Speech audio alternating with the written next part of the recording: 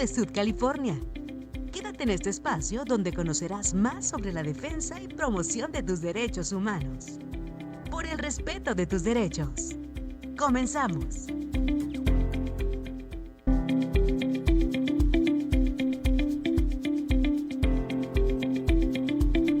Hola, hola, muy buenos días. Es un gusto saludarles y darles la bienvenida a Por el Respeto de Tus Derechos, un programa de la Comisión Estatal de los Derechos Humanos en Baja California Sur, por supuesto en colaboración con el Instituto Estatal de Radio y Televisión y llegando cerca de ustedes gracias a la señal de Canal 8 y de la 99.1 FM y 1050 de AM. Muy buenos días, yo soy Evelyn Vázquez y tengo el honor de compartir cámaras y micrófonos en esta ocasión con nuestra querida presidenta, la maestra Charlene Ramos. Bienvenida y buenos días. Muy buenos días, qué gusto estar aquí compartiendo este espacio tan importante junto con todas las personas que se nos unen cada martes a las 10 de la mañana para conocer sobre sus derechos humanos, cómo defenderlos, cómo respetarlos en las demás personas, también eso es muy importante. Y pues ahora en el marco del Día Internacional de las Víctimas y pues sobrevivientes de trata, por supuesto ahora hablar de un tema que es de vital importancia como grupo de atención prioritaria para la Comisión Estatal de los Derechos Humanos, que son las víctimas justamente y sus derechos. Así es, y le damos la bienvenida a nuestra invitada de honor. Ella es Carla Hernández Higuera, licenciada en Derecho. Carla, muy buenos días, bienvenida. Muchas gracias por la invitación, muchas gracias por el espacio aquí. Estamos a la orden.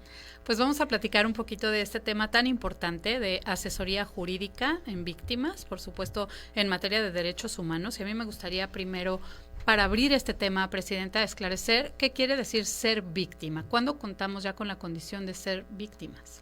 Claro, bueno, evidentemente hay dos situaciones en este sentido. La primera es que una persona que pues sufrió un delito es víctima por el hecho de haberlo sufrido, ¿no?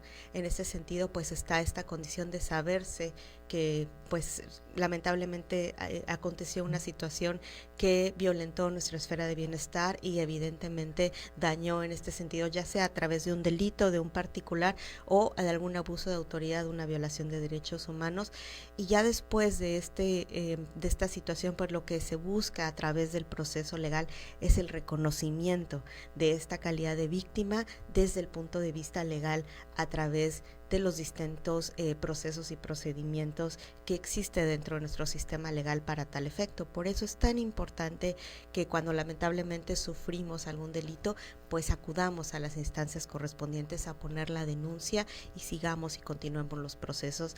En este sentido, por ejemplo, la Comisión Estatal de los Derechos Humanos tenemos la importante labor de otorgar el reconocimiento de la calidad de víctima a las personas que lamentablemente sufrieron una violación de sus derechos humanos por parte de una autoridad en Baja California Sur, pero cuando se trata de una situación de pues un delito, por ejemplo, quien reconoce esta calidad pues evidentemente son las instituciones del Poder Ejecutivo, que ahorita Carla nos va a estar comentando cómo es ese otro procedimiento respecto de ese tema.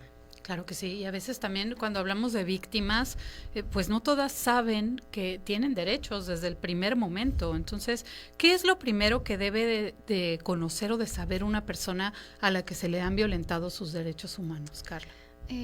Bueno, es una pregunta muy interesante, la verdad, porque y es muy compleja también de responder, ¿no? Pero yo creo que lo primero que una víctima tiene que saber es que su voz tiene que ser escuchada. Eso es lo primero. Claro. O sea, evidentemente una víctima no pide estar en esa situación. Es una situación que desafortunadamente sufre por una cuestión externa a ella. Una víctima jamás se va a querer poner en una posición así. Entonces creo que lo primero que tiene que saber es que su voz puede ser escuchada y que tiene una voz para ser escuchada, ¿no? Retomando un poquito el tema de qué es lo que podemos considerar como una víctima. La ley nos da una descripción. Digo, la ley es muy cruel en ciertos sentidos y muy fría también en ciertos sentidos, y nos establece qué es una víctima. Hay diferentes tipos de víctimas, no nada más hay un tipo de víctima, hay víctimas directas, indirectas y potenciales. La ley te establece cuál es la diferencia entre cada una de ellas. Brevemente puedo decir que una víctima directa es la persona que de manera directa, como su nombre lo indica, es precisamente que resiente ese menoscabo, ese daño, ese perjuicio en su esfera jurídica, en sus derechos. Una víctima indirecta puede ser una persona relacionada con la víctima directa, como quién, por ejemplo, un familiar directo, una mamá, un papá, un hermano, un esposo, un hijo. Ellos podían considerarse como víctimas indirectas, en términos generales, ¿no? Porque también ese es un espectro amplio el que puede considerarse una víctima indirecta. Muy y una bien. víctima potencial es una persona que pone en riesgo su integridad. ¿Para qué? Para evitar que el daño, el menoscabo para una víctima directa llegue a consumarse. Entonces, es muy amplio el espectro de lo que puede ser considerado como una víctima. Digo, la ley de manera fría no los define, pero yo creo que eso, respondiendo directamente a tu pregunta, creo que eso es lo primero que tiene que ser una víctima, que su voz tiene un peso, tiene un eco y puede ser escuchado por cualquier institución. Claro, y sobre todo, pues, abordar esta parte del miedo, de la desconfianza que sufren siempre o en muchas ocasiones las víctimas, que tienen miedo a acercarse, que tienen esta desconfianza de si mi voz realmente va a ser escuchada. En este sentido, ¿qué garantías existen para proteger a quienes deciden alzar la voz en una situación de este estilo, Presidenta? Por supuesto, nuevamente la ley es clara respecto de todas las garantías y derechos que tienen las personas, pero uno de los principales que es importante que las personas la conozcan es el principio de buena fe. Las autoridades tenemos la obligación de creer a la víctima lo que está narrando. Esta idea anterior, tradicional, retrógrada, en la cual pues que la víctima me demuestre a ver si es cierto que le pasó lo que dice que le pasó, ¿no? Uh-huh. Y si no me lo demuestra, entonces no le creo. Ese sistema de derecho que teníamos antes, mucho antes de lo que son los sistemas actuales ya respetuosos de derechos humanos, lamentablemente pues todavía permean en la cultura institucional. Tenemos que reconocer que es cierto, todavía lo vemos en la sociedad, ¿no?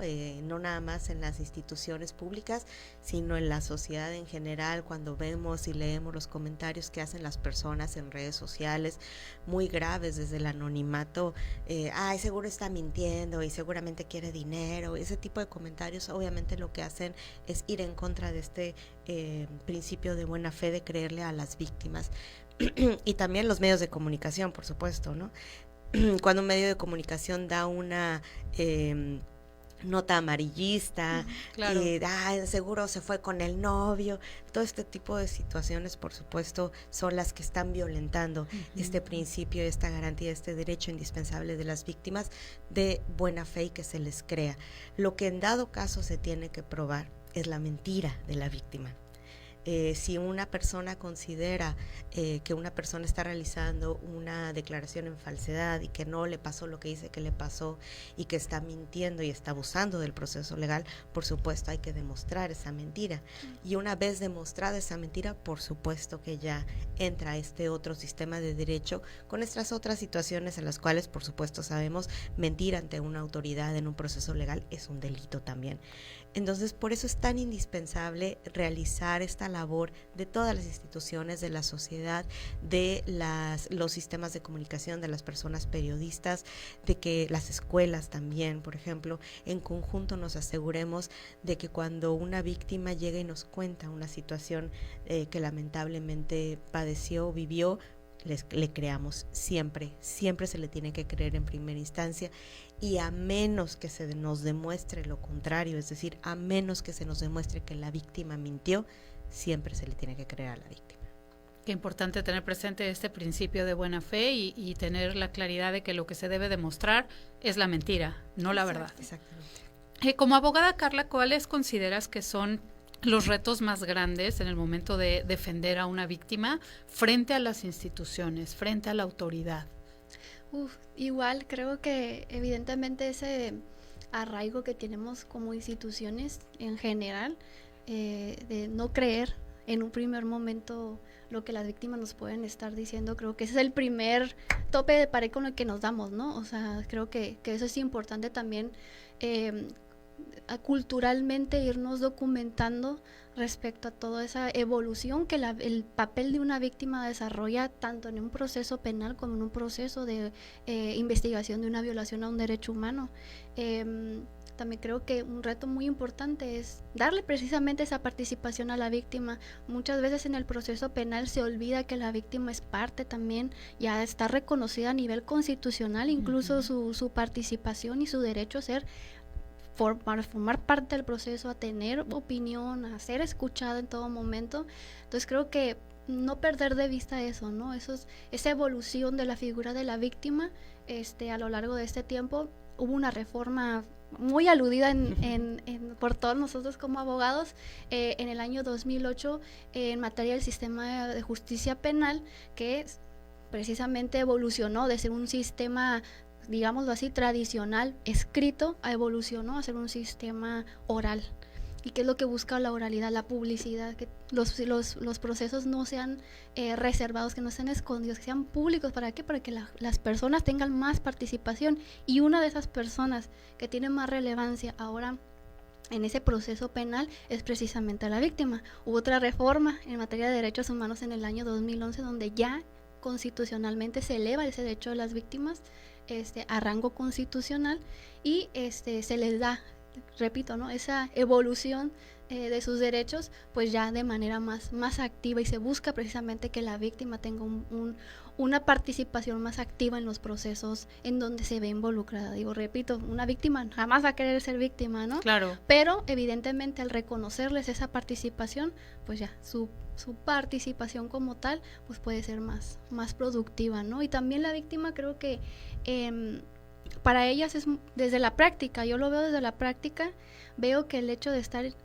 participando en el proceso para ellas también implica el reconocer que la autoridad esté trabajando, porque muchas veces también las investigaciones de manera, digámoslo así, ¿no? Lo digo de esa forma, privada o secreta, pues evidentemente genera esa incertidumbre que las víctimas pueden llegar a tener de que sí se está haciendo, no se está haciendo. Entonces, con esta participación mayormente activa de las víctimas, ellas pueden percatarse de que efectivamente la autoridad puede estar haciendo su trabajo o no lo está haciendo. Uh-huh.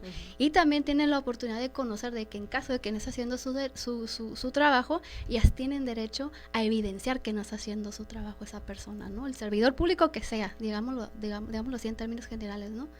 Pero sí, evidentemente creo que esos son los retos, ¿no? Escuchar a las víctimas. Qué importante mantener la capacitación y la actualización a todas las personas que están en este acompañamiento de las víctimas. Vamos a seguir platicando de esto en cuanto regresemos de este corte. No se despeguen.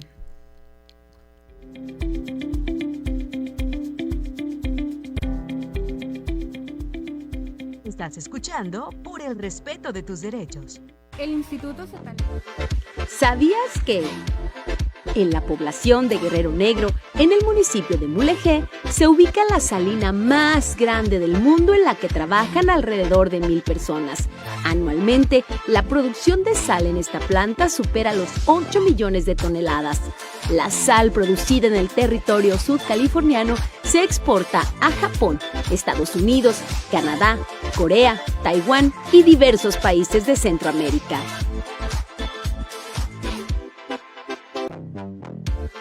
¿Sabías que en la población de Guerrero Negro, en el municipio de Mulegé, se ubica la salina más grande del mundo en la que trabajan alrededor de 1,000 personas? Anualmente, la producción de sal en esta planta supera los 8 millones de toneladas. La sal producida en el territorio sudcaliforniano se exporta a Japón, Estados Unidos, Canadá, Corea, Taiwán y diversos países de Centroamérica.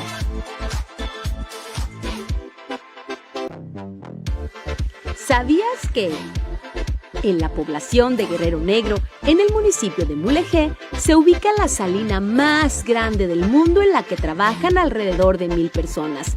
Anualmente, la producción de sal en esta planta supera los 8 millones de toneladas. La sal producida en el territorio sudcaliforniano se exporta a Japón, Estados Unidos, Canadá, Corea, Taiwán y diversos países de Centroamérica.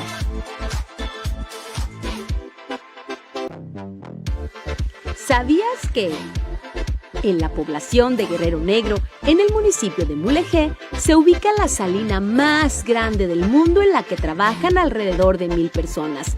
Anualmente, la producción de sal en esta planta supera los 8 millones de toneladas. La sal producida en el territorio sudcaliforniano se exporta a Japón, Estados Unidos, Canadá, Corea, Taiwán y diversos países de Centroamérica.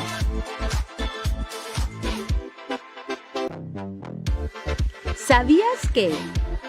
En la población de Guerrero Negro, en el municipio de Mulegé, se ubica la salina más grande del mundo en la que trabajan alrededor de 1,000 personas. Anualmente, la producción de sal en esta planta supera los 8 millones de toneladas. La sal producida en el territorio sudcaliforniano se exporta a Japón, Estados Unidos, Canadá, Corea, Taiwán y diversos países de Centroamérica.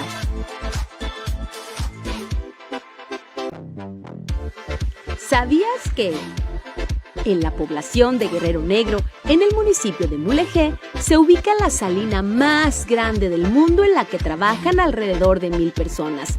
Anualmente, la producción de sal en esta planta supera los 8 millones de toneladas. La sal producida en el territorio sudcaliforniano se exporta a Japón, Estados Unidos, Canadá, Corea, Taiwán y diversos países de Centroamérica.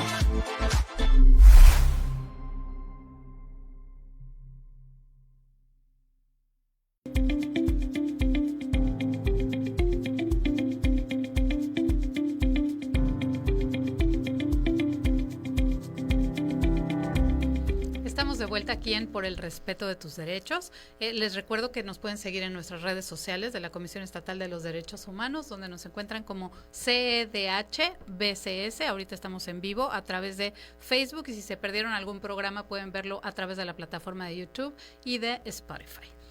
Nos fuimos en Spotify no lo pueden ver, pero lo pueden escuchar a manera de podcast. Nos fuimos a corte antes de que pudiera preguntarle, Presidenta, desde la Comisión Estatal de los Derechos Humanos, ¿cómo se aborda este acompañamiento a las víctimas cuando sus derechos humanos han sido violados por autoridades? Claro, pues por supuesto cuando estamos hablando de dos momentos, ¿no? Cuando decimos, por ejemplo, una persona que le robaron en la calle, ¿no? Por decirlo así, pues ahí estamos hablando no de una situación de una violación de derechos humanos, sino más bien de un delito cometido por un particular en contra de otro, y lo correspondiente sería acudir al Ministerio Público para realizar la denuncia correspondiente.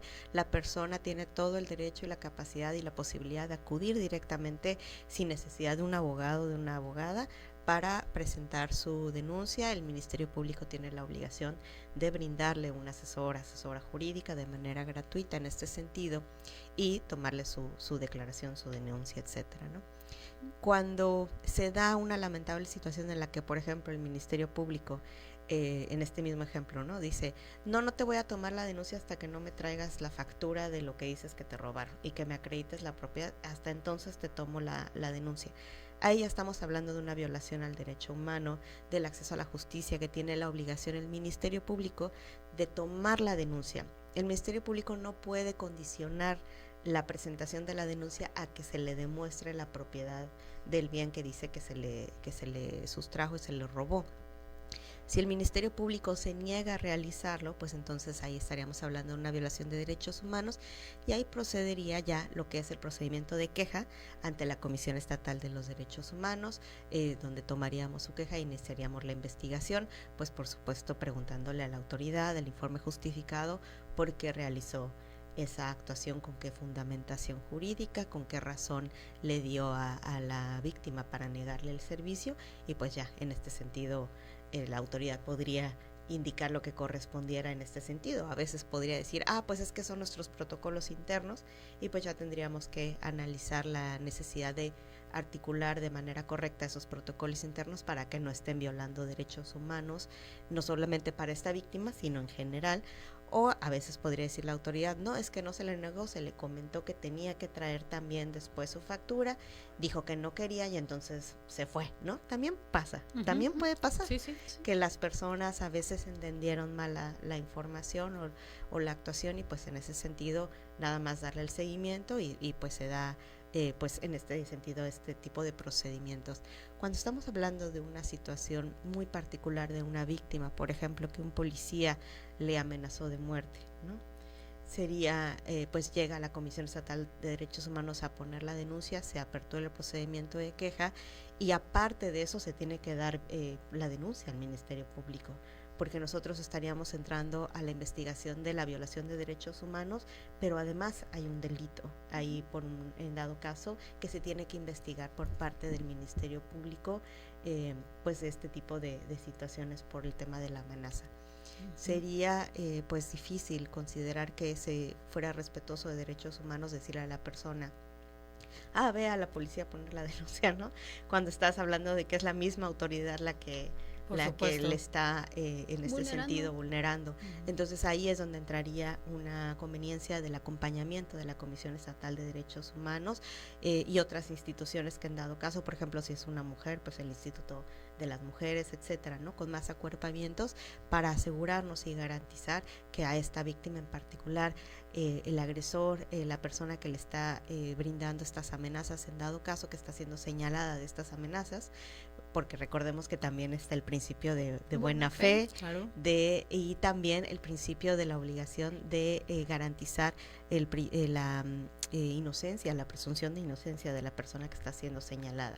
Entonces, ¿eso qué significa? Ese es un punto importante, me parece que vale la pena aclararlo, de que no por el principio de buena fe de creerle a la víctima, entonces automáticamente se traduce en una presunción de culpabilidad de la persona señalada. Claro. No funciona de esa manera. Nuestro sistema jurídico prevé una situación muy particular en la cual se les tiene que creer a las dos personas, tanto a la persona señalada del delito como a la persona que indica haber sufrido un delito, se les tiene que creer a ambos. Vas a decir, es contradictorio. Claro, es contradictorio, para eso es la investigación. Exacto. Para determinar cuál de las dos versiones que inicialmente se tienen que considerar ambas reales se desvirtúa. Exacto. A través de medios objetivos que nos permitan identificar cuál de las dos versiones realmente es más factible que haya sucedido o se pudo demostrar y comprobar de manera objetiva y no solamente con el dicho de la víctima, porque el dicho de la víctima bajo el principio de buena fe es suficiente para iniciar la investigación, pero no es suficiente para condenar a una persona. Exacto.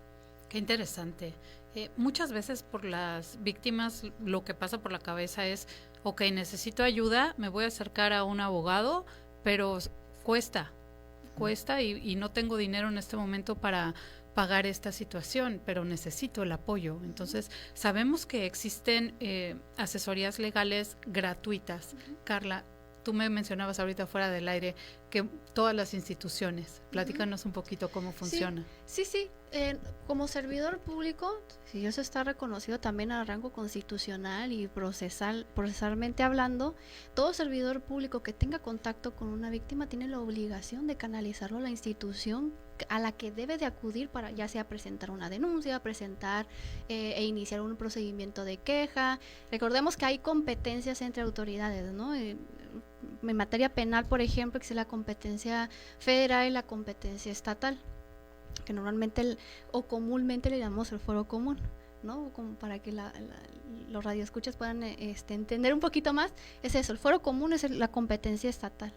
Entonces, evidentemente, tratándose de un tema entre particulares, la competencia le corresponde al foro estatal, al foro común, que tratándose de un delito, pues es la Procuraduría General de Justicia del Estado.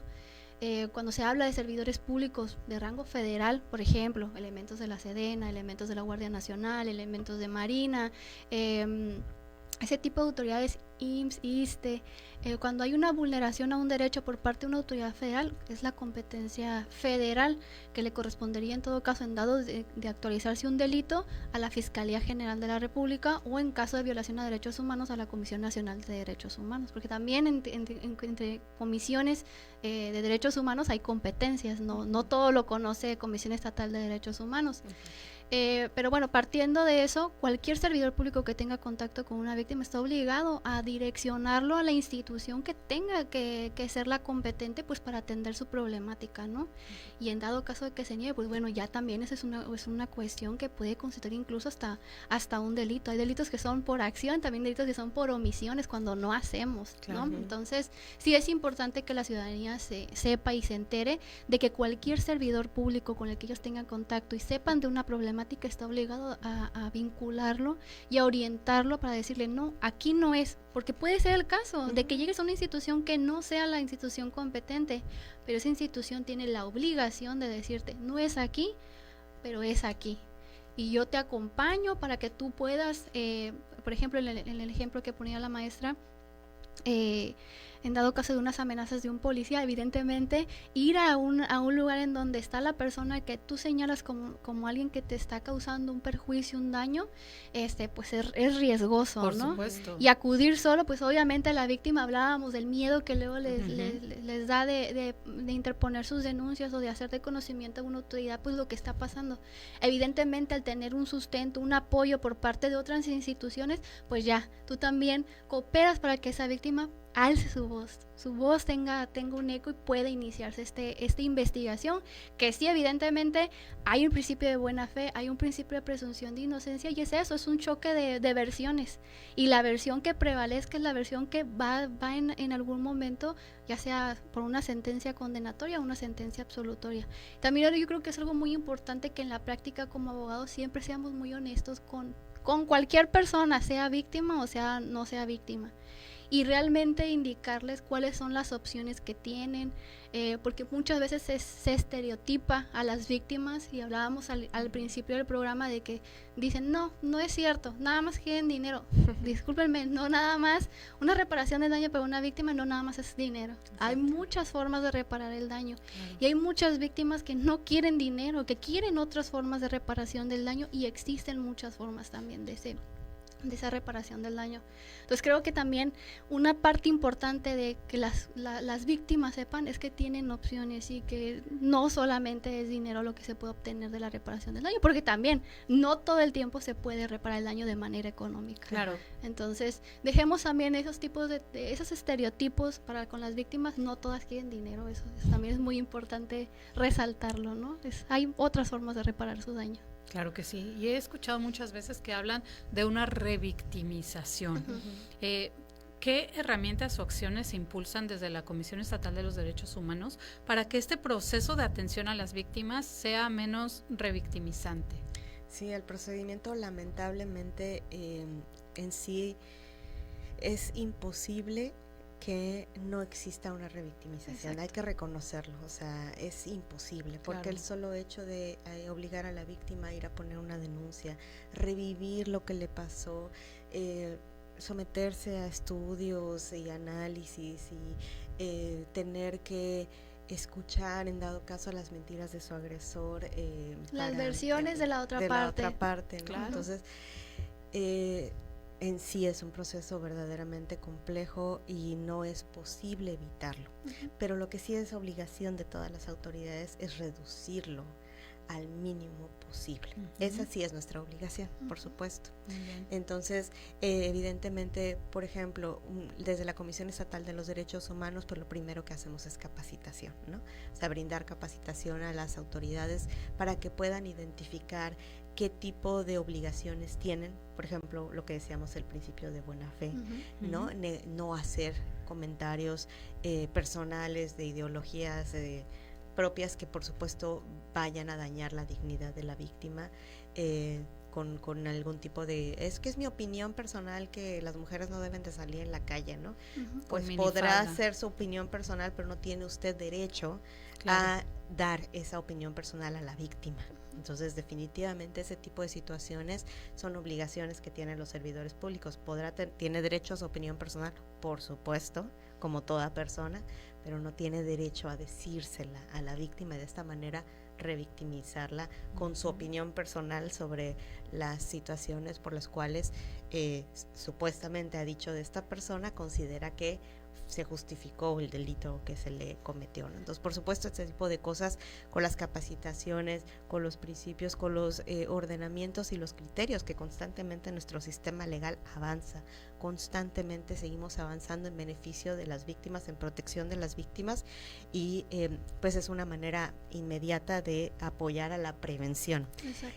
Cuando lamentablemente no se pudo la prevención y ya se dio un hecho revictimizante por parte de un mal actuar de una autoridad, pues por supuesto a través del procedimiento de queja y en dado caso de confirmarse de la investigación que sí se dio una violación a los derechos humanos de la persona, pues por supuesto emitiríamos ya la recomendación correspondiente, reconociendo la calidad de víctima de esta persona, no solamente ya en el tema del delito, que eso corresponde a las otras instancias, sino víctima de una violación de derechos humanos, y entonces por supuesto procediendo a instruir la reparación integral del daño e identificando los puntos en los cuales la autoridad puede mejorar y reforzar de manera institucional para evitar que una situación de esta naturaleza vuelva a suceder. Qué importante la denuncia y la queja, porque a través de ello también sentamos bases para que no vuelva a sucederle a otra persona. Vamos a ir comentando después del corte. Okay. Regresamos con Carla después de este corte.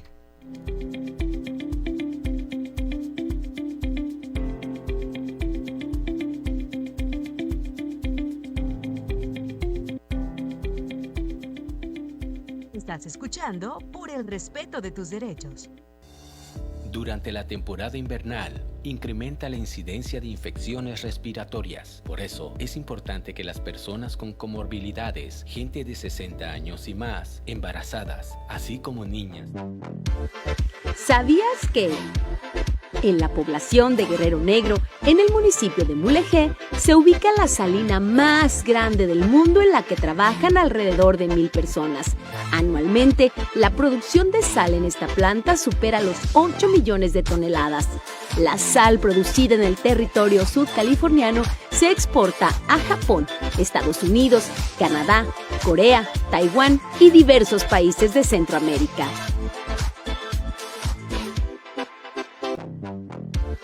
¿Sabías que en la población de Guerrero Negro, en el municipio de Mulegé, se ubica la salina más grande del mundo en la que trabajan alrededor de 1,000 personas? Anualmente, la producción de sal en esta planta supera los 8 millones de toneladas. La sal producida en el territorio sudcaliforniano se exporta a Japón, Estados Unidos, Canadá, Corea, Taiwán y diversos países de Centroamérica.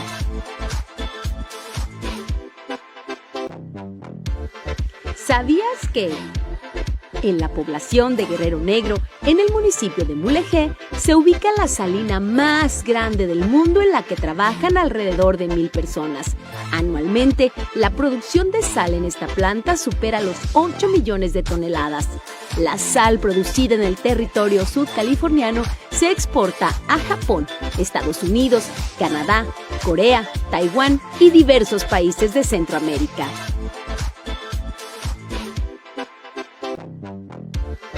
¿Sabías que en la población de Guerrero Negro, en el municipio de Mulegé, se ubica la salina más grande del mundo en la que trabajan alrededor de 1,000 personas? Anualmente, la producción de sal en esta planta supera los 8 millones de toneladas. La sal producida en el territorio sudcaliforniano se exporta a Japón, Estados Unidos, Canadá, Corea, Taiwán y diversos países de Centroamérica.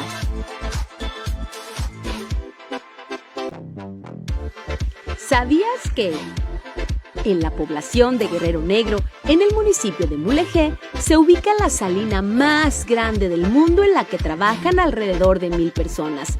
Anualmente, la producción de sal en esta planta supera los 8 millones de toneladas. La sal producida en el territorio sudcaliforniano se exporta a Japón, Estados Unidos, Canadá, Corea, Taiwán y diversos países de Centroamérica.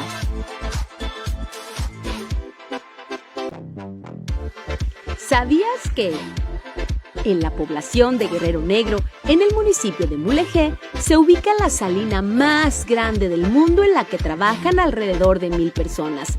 Anualmente, la producción de sal en esta planta supera los 8 millones de toneladas.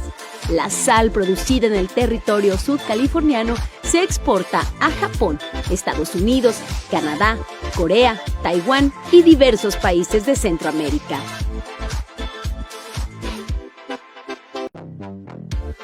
¿Sabías que? En la población de Guerrero Negro, en el municipio de Mulegé, se ubica la salina más grande del mundo en la que trabajan alrededor de 1,000 personas.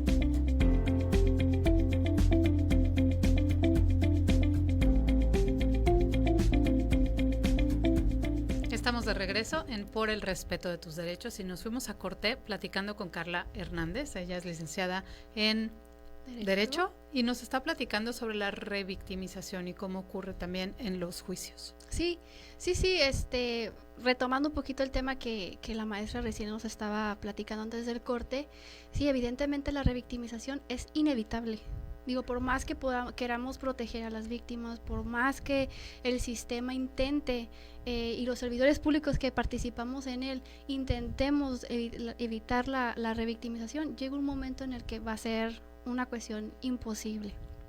Y esto de la revictimización no solamente es una cuestión durante el proceso, yo creo que también inicia desde el momento en el que la persona presenta su denuncia, porque hablábamos también ahorita fuera de aire, que el revivir el hecho, sea al momento de presentar tu denuncia, sea un momento durante el proceso, pues evidentemente eso es ya revictimización, ¿no? Y comentaba también fuera del aire que incluso hay juzgadores que nos han dicho, nosotros como en la práctica, nos han dicho que el evitar la revictimización es una deuda pendiente que el Estado tiene con las víctimas, ¿no? ¿Por qué? Porque es inevitable, en algún momento va a ocurrir.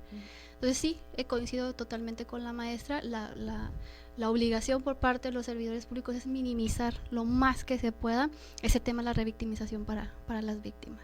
Claro que sí, que lo vamos a tener que volver a vivir, pues sí, pero que sea el menor impacto posible, eso Exacto. es lo que nos tienen que asegurar.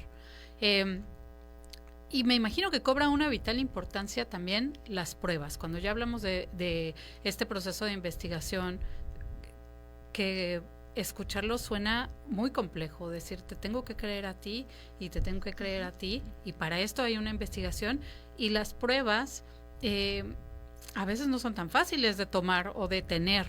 Entonces, ¿qué le dirían ustedes a las víctimas? ¿Cómo poder tomar pruebas sin ponerse en riesgo? Porque evidentemente siempre es un factor.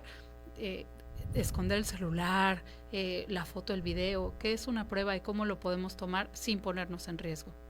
Claro, primero recordar que la obligación de la investigación no es de las víctimas. Ese es el primer punto que es muy importante dejarle clara a la audiencia. La obligación de investigar en materia, por ejemplo, de un delito es del Ministerio Público. Es un derecho de las víctimas aportar pruebas, que es diferente. ¿Esto qué significa? Como es un derecho, puedo o no aportar las pruebas que en dado caso considere que me siento con valor de grabar, ¿no? En dado caso, pero no es mi obligación ponerme en riesgo y grabar. Claro, ¿no? claro. Quien tiene la obligación de hacer la investigación de las dos versiones, ¿no? En dado caso, pues es la persona del agente del Ministerio Público hablando de un delito. Y pues en este sentido, justamente el tema de las pruebas, pues es uno de los principales problemas que tenemos en el sistema jurídico actual, porque el primer reto que tenemos es que la víctima se anime a denunciar, ¿no? Entonces, porque si la víctima no denuncia, pues el delito existió en la vivencia de la víctima, pero jurídicamente hablando en el sistema no está, ¿no? Entonces tenemos una víctima en la realidad que no tiene ningún tipo de protección desde el punto de vista jurídico, que carece de las herramientas y las obligaciones del Estado de atender su situación en lo particular, porque evidentemente deviene toda pues que inicia el procedimiento, y las obligaciones de las autoridades devienen de esta situación en la cual se hace de conocimiento a la autoridad de pues que existió esta situación, ¿no? Y también aquí vale la pena hacer una pequeña precisión de que hay ciertos eventos en los cuales ese principio también se rompe, que es lo que llamamos de oficio, ¿no? O sea, que hemos escuchado estos términos legales que hace que son bien complicados y tratamos de hacerlo lo más sencillo posible para que pueda ser entendido por todas las personas que nos hacen el favor de acompañarnos para conocer sobre estos temas tan importantes. Cuando hablamos de que un delito se persigue por querella o por oficio, por querella es que la persona, por ejemplo, si a mí me robaron mi teléfono, ¿no? Pues entonces la que quiere que se investigue quién me robó mi teléfono, pues soy yo, porque era mío, y entonces voy y tengo yo que ir personalmente con el Ministerio Público para decirle, oiga, es que quiero que investigue quién me robó mi propiedad, ¿no? No puedes ir, por ejemplo, tú a decir, oiga, le robaron a ella, entonces vayan a investigar. No, porque pues a la que le interesa y la que está solicitando la intervención del Estado para investigar este delito tiene que ser la persona afectada. Eso es lo que se llama de querella. Y esa es la regla general, ¿no? Pero hay situaciones en las cuales el sistema dice, oye, son cosas demasiado importantes y son afectaciones que nos interesan como sociedad, como comunidad, y nos afectan como sociedad y como comunidad. Entonces, cualquier persona que tenga conocimiento de esto puede ir a poner la denuncia y es obligación de la autoridad hacer la investigación aunque la persona no quiera. ¿En qué casos? Por ejemplo, una niña, niño o adolescente, ¿no? Si está una persona que conoce que un niño está siendo golpeado en su casa, por ejemplo, entonces sería como decir, pues que venga el niño personalmente al Ministerio Público o que venga acompañado por su papá, mamá, para poner la denuncia de cómo lo golpean, y hasta que no lo haga, pues no podemos actuar. Evidentemente eso sería una locura. Claro. Porque la obligación del Estado es proteger a las niñas, niños y adolescentes de cualquier abuso de cualquier persona. Claro. Entonces ahí entra lo que es la obligación del Estado de entrar de oficio a revisar y a investigar esta situación. Y aunque dijera la mamá o el papá dijeron, no, es que nosotros no estamos de acuerdo en que investigue sobre nuestro hijo y es nuestro derecho porque somos los papás. Por supuesto que no es su derecho en este sentido entrar a eso nuevamente de oficio, es decir, sin que nadie le diga, y a pesar de que la otra persona está que no acepta esta investigación, la autoridad del Ministerio Público tiene la obligación de investigar y proteger a esa niña, niño que alguien más vio que estaba siendo violentado. Claro, porque me estoy imaginando, ¿qué tal que además es el niño que vive solo con la mamá y lo golpea a la mamá? ¿Quién lo va a acompañar? ¿Quién lo va a llevar? Muy evidentemente la mamá, si lo golpea, no va a querer que nadie sepa, ¿no? Evidentemente, claro. Y hablamos también hace un momentito de la reparación de daño.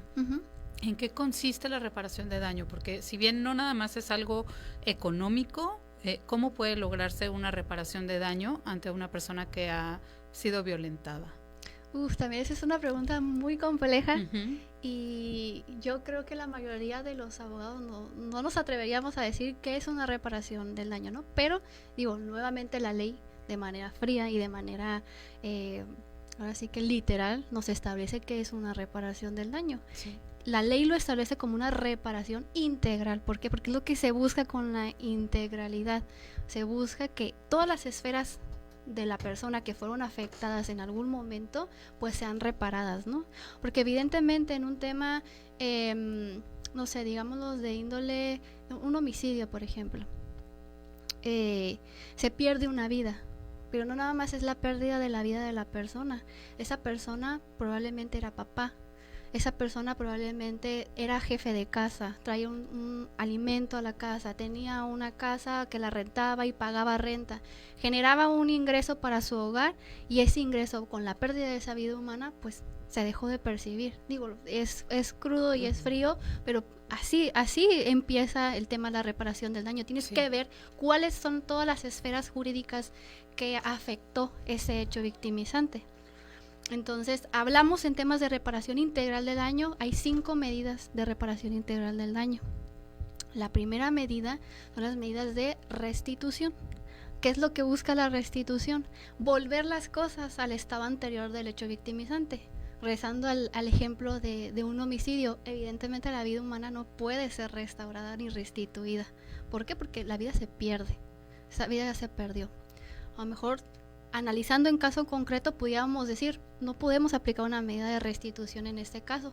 Nos vamos a la siguiente medida, que son las medidas de rehabilitación. Las medidas de rehabilitación buscan hacer frente a este hecho victimizante. Buscan que la persona en situación de víctima pueda hacer frente a ello a través de atención médica, psicológica, tanatológica, psiquiátrica. Todo ese tipo de medidas, a lo mejor en salud emocional y física que la víctima pueda requerir, son tomadas en cuenta para esta medida de rehabilitación. Muy bien, vamos a retomar las que siguen después de este corte. Muchas gracias, no se vayan.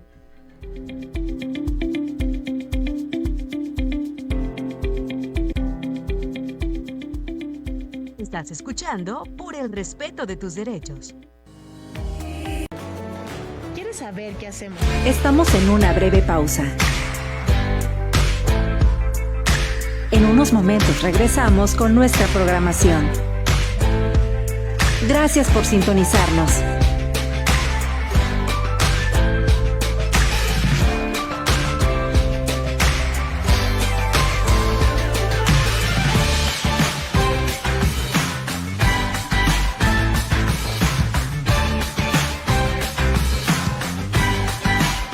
Estamos en una breve pausa. En unos momentos regresamos con nuestra programación.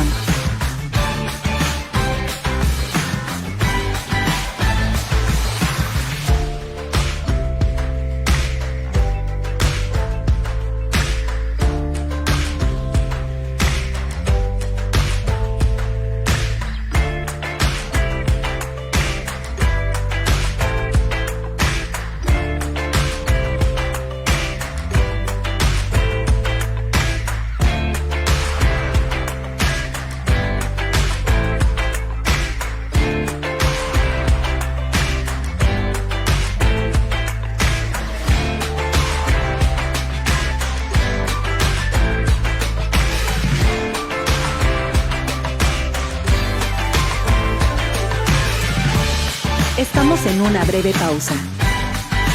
En unos momentos regresamos con nuestra programación.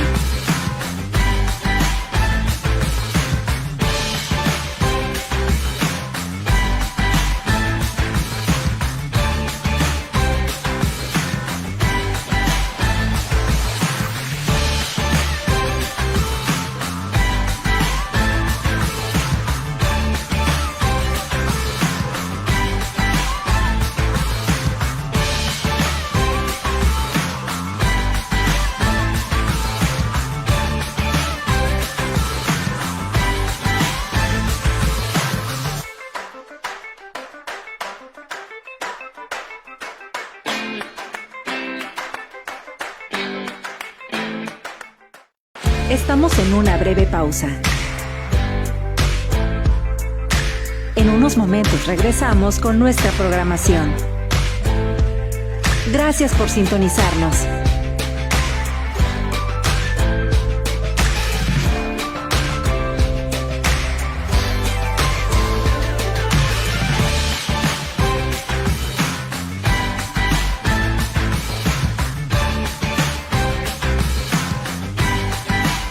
Estamos en una breve pausa. En unos momentos regresamos con nuestra programación.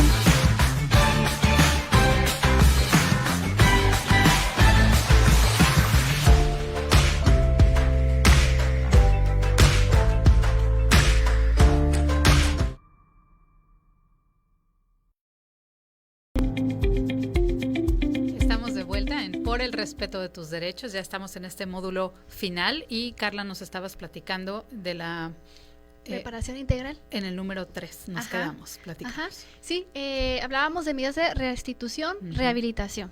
Y nos pasamos a la siguiente tipo de medida que puede ser contemplada, que es la compensación. La compensación, como podamos deducirlo de su nombre, estamos hablando de un tema económico, ¿no? Ahí se divide en diferentes rubros, que es el daño moral, el daño físico, los daños y perjuicios, el lucro cesante, que son temas, la verdad, muy complejos de cuantificar.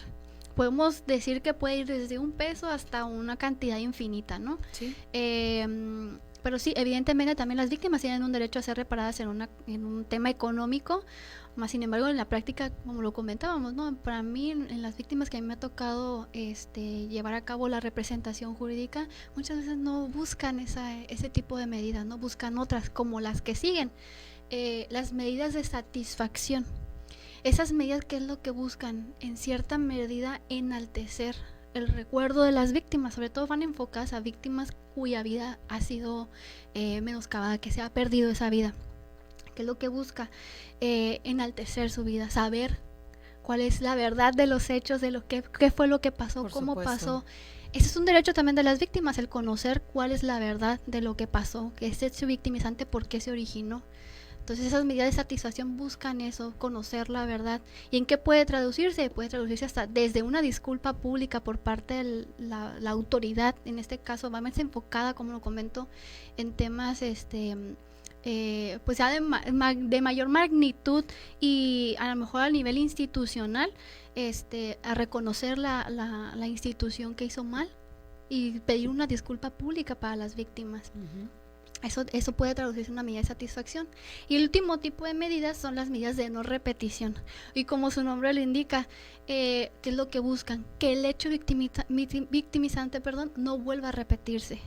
¿Y qué es lo que podemos hacer? Y desde la práctica se ha solicitado, solicitar la capacitación. Sobre todo va enfocado también a temas de servidores públicos. No digo que también los particulares no lo puedan hacer, pero sobre todo me ha tocado ver en temas de servidores públicos, capacitaciones, cursos en temas de derechos humanos, sobre todo cuando va enfocados en temas de reparación del daño por violación a derechos humanos, la capacitación constante, la difusión a lo mejor de temas así relacionados con el hecho victimizante, en eso van enfocados las medidas de reparación. Entonces es integral, buscas que ese daño sea cubierto en todas sus esferas. Y son muchos, y sin embargo muchas veces pensamos que solamente es algo económico, uh-huh, como lo mencionábamos hace un momentito.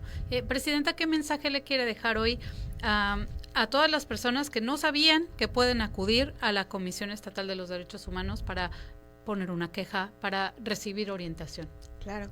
Pues recordarles que por supuesto es la obligación, es el papel tan fundamental que cumplimos como Comisión Estatal de Derechos Humanos, pues hablando, ¿no?, de esta importancia de reducir la revictimización al máximo. Pues empezando en casa, desde 2023 realizamos la corrección de ciertos procedimientos que teníamos de manera interna, que justamente lo que hacían era eso, revictimizar, ¿no? Entonces, por ejemplo, que se platicaba el asunto con un visitadora, y después con otro, y después con otro, y después con otro. Entonces, ese procedimiento evidentemente se corrigió desde 2023 para reducirlo al mínimo indispensable para el procedimiento. Y después también, por ejemplo, hablando de las medidas de reparación, las recomendaciones ahora, también desde 2023 se realizaron estos procesos correctivos porque no reconocían la calidad de víctima, no tenían estas consideraciones especiales para las medidas de satisfacción, rehabilitación y no reparación, y no repetición, que son como las indispensables, uh-huh, que vienen en una recomendación, uh-huh, y que pues de esta manera la misma comisión, al emitir una recomendación, pues de alguna manera ya entra directamente en una reparación del daño en estos 3 puntos en particular. Entonces, que sepan las personas que, claro, presentar una queja ante la Comisión Estatal de Derechos Humanos, por supuesto, es su derecho, y además, pues evidentemente es parte de este proceso que permita a la víctima, pues, a tener acceso a la verdad de la situación, que se le reconozca como pues una víctima de estas violaciones de derechos humanos, y que por supuesto entre al tema también de la reparación integral de sus derechos, pero sobre todo garantizar que esa misma situación que lamentablemente le pasó a ella o a él no vuelva a pasar con otras personas, es decir, romper con esta situación y en un esquema de violación de derechos humanos. Su queja, al presentar una queja, nos protegen, entonces por supuesto nos protegen a todas las personas, se protegen a ellos y a ellas mismas, y por supuesto pues abonar a un Estado de Derecho cada vez más justo y equitativo para todas las personas.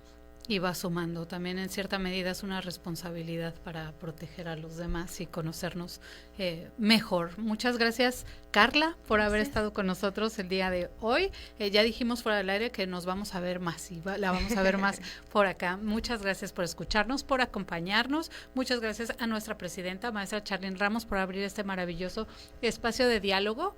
Y nos despedimos, no sin antes recordarles que tenemos una cita el próximo martes a las 10 de la mañana aquí en su programa favorito, Por el Respeto de Tus Derechos. Yo soy Evelyn Vázquez, tengan muy bonito día.